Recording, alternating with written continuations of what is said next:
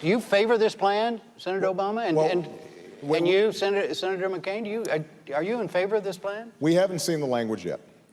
And I do think that there's constructive work being done out there. So for the viewers who are watching, I am optimistic about the capacity of us to come together with a plan.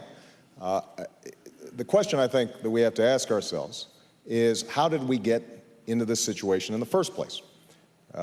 2 years ago, I warned that because of the subprime lending mess, because of the lax regulation, that we were potentially going to have a problem, and tried to stop some of the abuses and mortgages that were taking place at the time.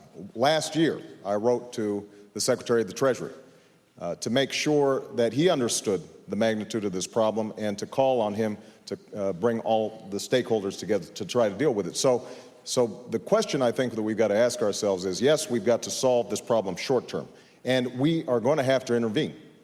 There's no doubt about that. But we're also going to have to look at how is it that we shredded so many regulations. We did not set up a 21st century regulatory framework to deal with these problems. And that, in part, has to do with an economic philosophy that says that regulation is always bad.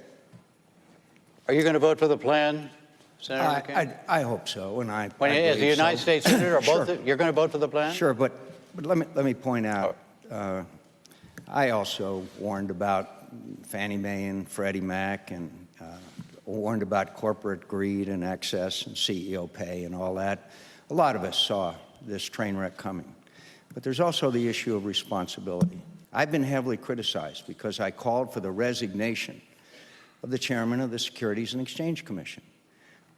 We've got to start also holding people accountable, and we've got to reward people who succeed.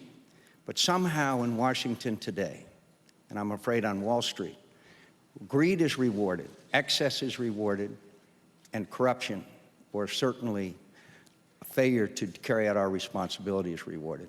As President of the United States, people are going to be held accountable in my administration, and I promise you that that'll happen.